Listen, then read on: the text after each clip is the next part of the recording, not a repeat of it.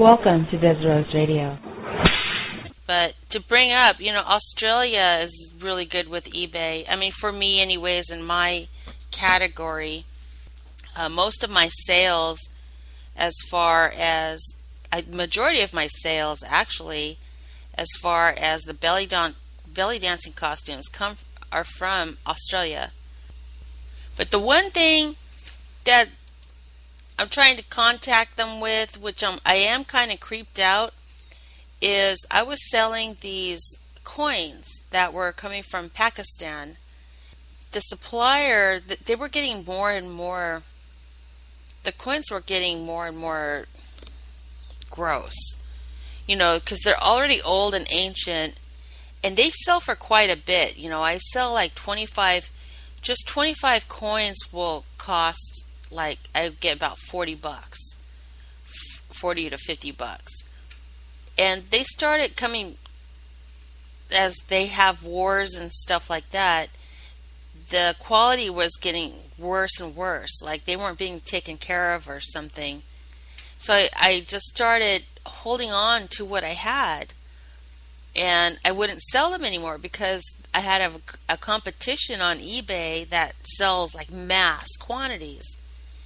So yesterday I was on there and I was like, okay, I'm going to put the coins back up because I still have at least maybe 20,000, 30,000 coins left, right? Like a huge number of coins left to sell. And I was getting ready to post and something told me, okay, I'll look at the guy that sells all the time. All his coins are gone. I put it in the search and none of the coins are coming up at all in the searches. So I kind of am hesitant to even post them because I think they must have passed something, or maybe it's one of the things you're not allowed to sell anymore. So until I get an okay about it, I'm not posting them because I think it's bizarre that this item has been on eBay for over 10 years. It sells all the time and nobody's selling them. Or I'm one of the few people who have these coins left, because if I find out I am one of the few people who have it left and maybe that supplier's not selling them anymore, I could like triple the cost on it. I could triple the money because now it's not a common thing. So I'm kind of waiting it out, and it's bothering me because I know that if I post it, that's some good money. But I also kept them for my own costumes, so that I made sure I had enough for myself. But since I don't want to sew much anymore right now, I'd rather just sell the supplies. So that's what I've been doing, is going through my supplies. And you could do that too. If you have things that you collected over the years, and you want to become more of a minimalist and get rid of a lot of stuff, it's just best to keep like 4 or 5 of your favorites and just get rid of the rest. But it depends on what kind of collector you are. So I hope this was helpful. Okay, let me see if I can find something else. Okay, we're still stuck on Craigslist here, and this is just because it's the easiest, unless you could go to swap meets and things like that. But it's the easiest to try to look for ideas. Let's see. And it depends on where you're going to sell too. Now the materials are pretty good. There are these okay. Someone's selling doors. Okay, doors, just the old doors that they took off for $20 a piece. Now let's say you buy one of these doors and you just decorate the heck out of it. I don't know, make it a rock and roll door or just something. You could sell those too, and people will buy them. But you will have to sell those on Craigslist or garage sale or something like that. Shoes, you could do the same thing, like with those pumps.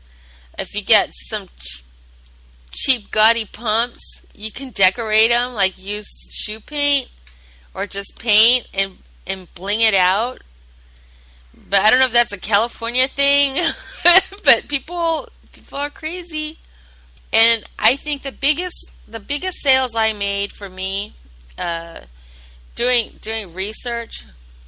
I have so much yarn. I went through this phase where I was crocheting all the time. Believe it or not, any crocheted blanket they sell too. I don't know why. If they're the Afghan kind with the little granny squares, people buy them probably because nobody makes them, really makes them. And your grandmas are all either too old or they've passed away, and so it's just one of those crafts that people don't do anymore. They don't have time to do, and there are women out there that will buy them, because they're considered antique. So I got that stuff to post too, actually. Oh yeah, where was I going with this? So I ended up with all this yarn, a big old box. I'm not a hoarder, okay? I hope it looks like I'm a hoarder because my place isn't that big right now.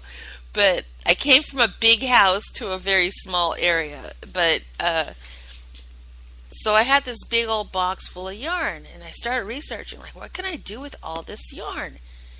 And I'm looking around, and you know what I ended up doing? I ended up making dreads and learning how to make dreads out of yarn. And actually, those were one of my biggest sales, next to hair falls, which was also made out of my yarn. I created this funky hair fall that goes down to your butt.